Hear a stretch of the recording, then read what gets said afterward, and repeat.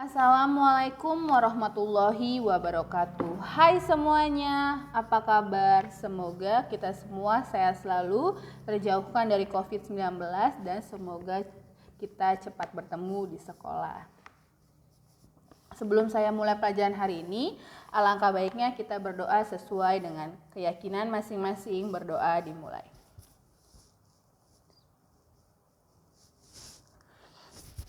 Amin.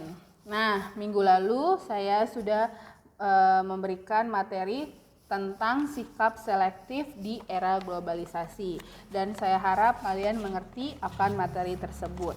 Minggu ini saya akan memberikan materi tentang masalah sosial sebagai konsekuensi perubahan sosial di era globalisasi. Nah, di sini beberapa masalah sosial yang sedang kita hadapi pada saat ini juga ya, yang sudah kita hadapi dalam kehidupan sehari-hari, apalagi di masa pandemi saat ini. Di sini ada beberapa contoh masalah sosialnya. Nah, di sini ada bentuk masalah sosial di era globalisasi yang biasa kita hadapi sehari-hari. Yang pertama ada penipuan melalui pesan singkat. Pasti kalian sudah mengerti ya, sudah paham betul akan penipuan ini. Apa yang biasanya kita dapatkan dalam SMS ataupun telepon, apalagi di masa COVID saat ini ya, banyak sekali orang yang melakukan penipuan itu. Gitu. Yang kedua ada masyarakat yang belum siap menerima perubahan. Nah, kalau dalam globalisasi ini dalam segi kondisi ekonomi dan budaya masyarakat yang belum bisa menerima perubahan sosial dapat menghambat perkembangan ilmu, pengetahuan dan teknologi. Jadi ekonomi dan budayanya ini tidak bisa mendukung seperti itu. Yang ketiga ada menurunnya daya beli masyarakat. Nah, dalam hal ini adalah perekonomian yang di Indonesia ini laju perekonomiannya itu semakin dinamis karena kita bisa lihat ya, Indonesia itu menggunakan dua neraca perdagangan seperti ekspor dan impor. Tetapi faktor ekonomi ini tidak bisa lancar karena adanya kapitalisme yang dapat menyebabkan inflasi atau penurunan daya beli masyarakat. Balik lagi ya ke masyarakatnya sendiri. Yang keempat, lunturnya karakter bangsa. Nah, ini yang saya sudah bilang waktu itu. Jadi anak zaman sekarang, apalagi seperti kalian ya, Gen Z, anak zaman sekarang itu karakter bangsanya sekarang lebih tidak tahu apa itu sejarah Indonesia, lebih tahu tentang kehidupan kebarat-baratan seperti itu. Nah, informasi yang baik untuk kita, ada juga informasi tidak baik dan tidak sesuai dengan kepribadian kita. Nah, oleh karena itu era globalisasi harus diimbangi dengan keimanan dan ketakwaan yang kuat. Balik lagi ya ke diri sendirinya, bisa menerima atau tidak gitu. Yang kelima ada informasi tak terkendali. Nah, maaf yang tadi saya bilang, jadi kita bisa menerima yang baik, bisa membuang yang buruk gitu. Nah, yang keenam ada westernisasi. Westernisasi ya yang kita tahu itu adalah kebudayaan yang kebarat-baratan. Bangsa Indonesia, maka pokoknya yang baik itu ditiru, yang tidak baik jangan ditiru, maka buanglah jauh-jauh. Kenyataannya, tetapi saat ini budaya barat yang marak ada di Indonesia, tetapi seringkali orang-orang enggan melestarikan budaya aslinya Indonesia. Hampir sama ya, kayak lunturnya karakter bangsa, yang ada kemiskinan.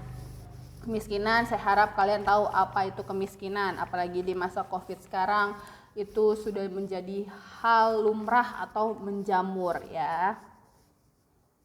Nah, di sini ada kesenjangan sosial ekonomi. Nah, kalau kesenjangan ini artinya adalah tidak seimbang atau berbeda dan tidak merata. Nah, kesenjangan sosial ini dapat diartikan sebagai tingkat pertumbuhan ekonomi yang tidak merata pada masyarakat yang melaksanakan pembangunan atau modernisasi gitu.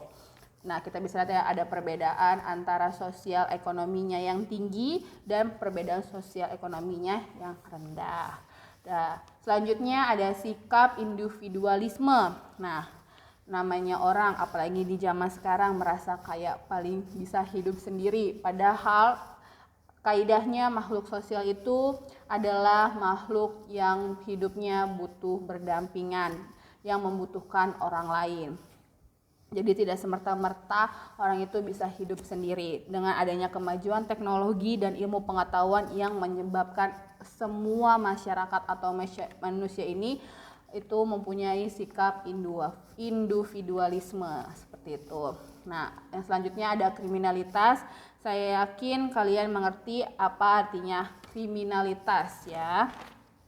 Terus ada kenakalan remaja.